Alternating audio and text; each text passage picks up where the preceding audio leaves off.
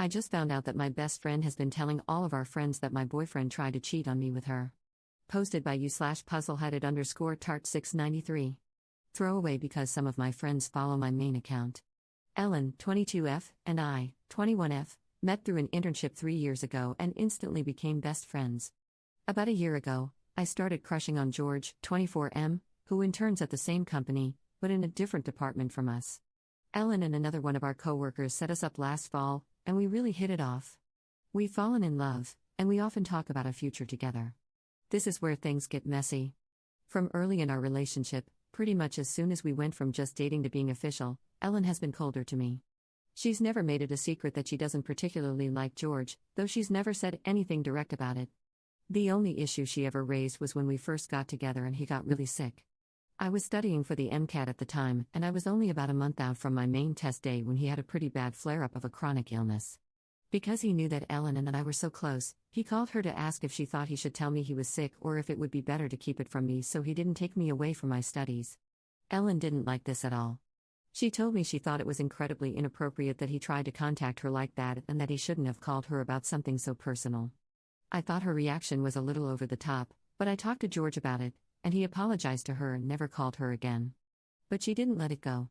A few weeks later at a party, she made a comment about how I was always choosing George over my friends. My roommate was going to be out of town the next week, so she said she should say her goodbyes since I would probably just spend the whole week at home with George.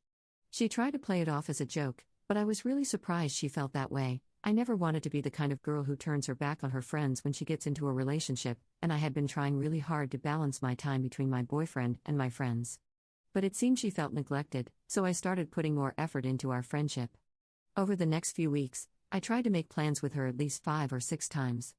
Every time, she came up with some excuse not to see me, even once canceling at the last minute and citing a meeting she forgot about, at 10 a.m. on a Sunday morning. I was hurt.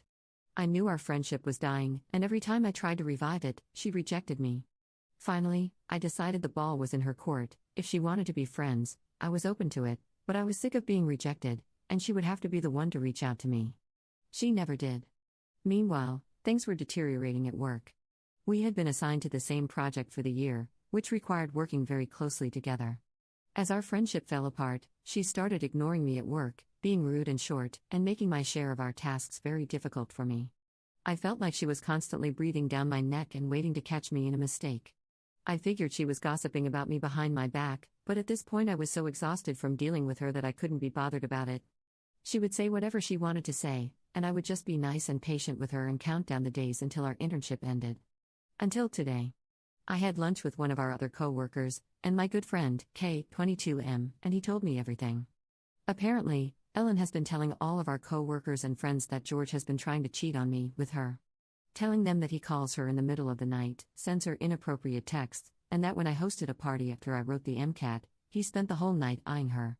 I know that none of this is true. I love George and I know that he loves me, and even as Kay was telling me all of this, I knew that Ellen was lying.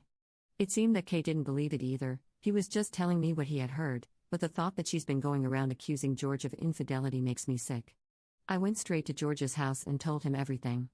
I told him I didn't think for even a second that it was true, and the real betrayal is how Ellen made all this up and spread it around. I was crushed to know that not only did Ellen say all of this, but she'd been saying it to all of my friends for months, and not one of them came to me about it. George helped me get past the hurt stage, and now all I feel is rage. Tomorrow I'm going to call my supervisor and ask if I can work from home until the end of my contract so that I never have to see Ellen's face again. I feel so betrayed, and I just hate her so much right now. Am I overreacting? Should I be taking the high road and just keep working with Ellen as if I don't know? I feel betrayed by my other friends too, because Kay thinks they all knew what she was saying, and not one of them told me. Should I cut them off the same way I plan to cut off Ellen? /relevant comments. Commenter. I wouldn't be friends with people who listen to only one side of a story. And I wouldn't be friends with people who don't think it's necessary to tell me about someone talking about me behind my back. And I certainly wouldn't be friends with the ringleader of this crap show. I would confront her outside of work in person and make it clear that I know what she has been saying about my boyfriend, that I don't understand why she would be so malicious, but I also don't care to know why. I would tell her that I am only tolerating her presence at work because I won't ruin my career for her, but if she continues to cause drama, talk about me, or make my job harder than she already has, then I will report her to my manager and HR. I would tell her there is zero chance of reconciliation between us, and she needs to act like a professional adult in the workplace and pretend she doesn't know me outside of work. I would then block her. As for the rest, I just wouldn't engage with them. There's little value in confronting them, but if they ask me, I'd let them know I know and no longer consider them to be loyal to me, and therefore are not my friend. Block and move on. Commenter 2. Have you given any thought that what she was saying was true? What did your boyfriend say about it all? Offer to show texts, etc.? Obviously playing devil's advocate here, and either way, a real friend would tell you directly about your man acting out, not gossiping, so no judgment on cutting ties with her. Op's response. I really don't think it could be true. George has offered a number of times to let me go through his phone, which I've declined because I really do trust him, and we both agree that the accusations are absurd. He's never been anything but completely honest with me, and he's been saying for weeks that I should drop Ellen because he doesn't like the way she's been treating me. I don't want to contact her about it right now because honestly, I'm just so angry, and like you said, if there was any truth to it and if she was ever my friend at all, she should have come to me about it directly. I also don't think Kay would lie about something like this. He's not the kind of person to make up rumors, and there's no way he would have known that George called Ellen if she hadn't told him, albeit a twisted version. Commenter 3. Keep working with Ellen and do not talk to your supervisor about this. You are almost at the end of your internship. I assume you will want a good reference from the supervisor. Do not jeopardize a professional reference because of Ellen. Keep it professional and separate. I don't think you need to cut off your other friends. This could be inaccurate as to who knew what. Don't expend all this energy trying to refute something Ellen said. It makes you look immature and insecure. Live your best life with George, and that will be the best proof of her lies. Update 1 year later. 1 year later, I can't believe that I'm still learning more about all the ways Ellen tried to ruin my life. I'll start with the good news first. Our internship ended without much fanfare. I didn't, as many comments suggested, contact HR or confront Ellen. I did contact our direct supervisor and told him that our personal relationship had deteriorated and that it had caused some hostility on her part at work, giving specific examples of issues in the workplace without getting into the weeds of the personal pettiness that was going on. He was incredibly understanding and accommodating. I worked from home the rest of the summer, received a glowing recommendation from him, and got hired at our company in my top choice department fresh out of my internship while I finished my degree and applied for medical school. I've been accepted to the top school in my country, and George and I plan on getting married once I finish my studies. Our relationship is stronger than ever. Ellen moved abroad but stayed very well connected to the friend group that we had formed through the internship. After what happened last year, I slowly began to distance myself from that group, and as I did, I realized that I had outgrown a lot of them anyway. Once I began to see the cracks in the friendships I used to surround myself with, I couldn't unsee all the ways they could be unkind, immature, and toxic to themselves and to one another. I held on to the few people that I knew had my back and came out of the internship with a handful of good, close friends rather than a big circle of people with shady tendencies. One good friend from the internship, Alice, 22F, had been close with Ellen about a year ago and has since told me a lot more of the things Ellen said behind my back, partially corroborating Kay's story from last year and adding details to some of the craziest parts. Apparently, to give herself more credibility, Ellen had been telling people that she'd been in touch with my roommate and friend of 11 years, Anna, 22F. Ellen said that Anna also didn't like George, that Anna told her I spent way too much time with him, was neglecting all my friends, that he basically lives at our apartment, and that I always do this when I get into a relationship. She also told people that Anna thinks George is faking his chronic illness, and that I'd been using it as an excuse to blow off my friends. Once, when George was at our apartment and had a flare-up, I had to cancel plans to stay with him, afraid that he might need me to take him to the hospital. Ellen told everyone that Anna said he didn't seem sick and that I'd only canceled because I felt like staying home and hanging out with him. When Alice told me all of this, I immediately confronted Anna and told her everything.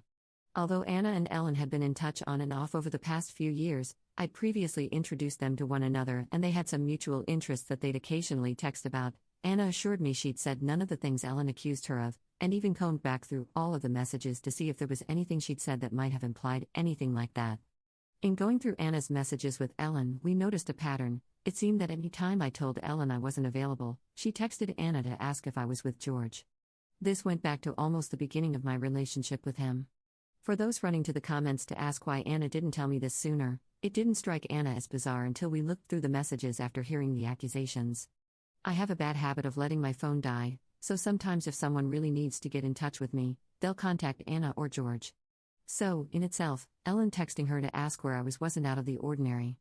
Ellen texting her to see if I was specifically with George, combined with what Ellen was claiming Anna told her, is the strange part.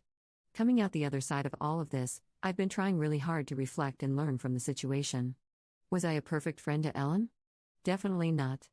I think there were certainly times at the beginning, when I was first dating George and studying for the MCAT, that I was distant with her. Maybe I should have tried harder to patch up our friendship in those early days by confronting her directly, or maybe I should have been more in tune with how she was feeling and addressed it sooner.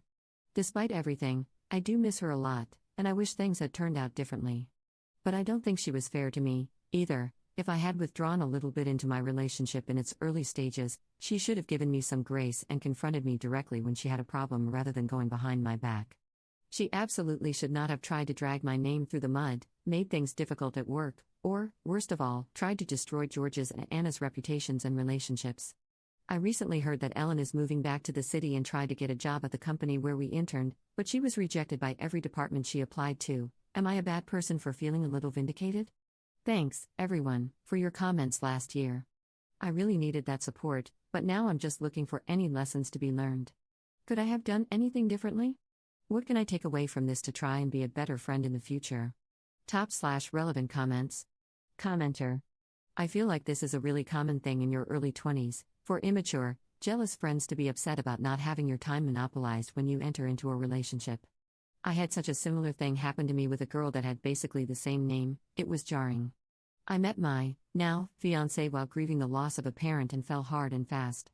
My long-term friend Ellen constantly said I was spending too much time with him, even though I felt like I was actually actively spending more time with her, and she was blowing me off. I was also in more of a financial bind and wasn't able to spend time on expensive dinners. I lost a whole petty, childish friend group of people who I realized didn't want their girlies to be happy. They wanted a group of unhappy single women to complain to and go out with. And as soon as anyone was happier or matured into a relationship, it's like suddenly they had problems. And a few didn't care but preferred thriving on the drama of talking behind others' backs. I think the same thing happened with you. And I also was able to salvage a few serious, forever friends out of it and appreciate the ones who have always been happy for others. This changes when you develop into your mid to late 20s and people mature. A lot of people understand how to balance friendships with other parts of their life and are happy to see their friends succeed rather than viewing it as competition or as a reflection of what they feel is lacking. Commenter 2. I couldn't unsee how everyone there was so unkind and immature. Right before you make the choice to leave a friend group, you see this happening in front of you, and it leaves you thinking about why you even chose to hang out with them to begin with. The very first friend group I made in uni was like this. I had been feeling off about them for a while, but one thing cemented my feelings about them. A father struggling to make ends meet accidentally transferred a part of his son's school fees to one of the guys in the friend group, some mix-up at the bank, I think, and contacted the guy crying, asking him to transfer the money back. This guy laughed at the dad, blocked the number, and proceeded to promptly spend that amount of money in a week. And he told us this while laughing. I was the only one who was horrified at what he did. I honestly was furious. That is money the dad had worked so hard for. He had the audacity to do that. You do not realize the actual worth of money until you've got to grind hard for every penny. Everyone else found this hilarious. That gave me the worst feeling ever. Anyway, the dad luckily initiated a chargeback at the bank, and then this guy had to run from one person to another, borrowing money.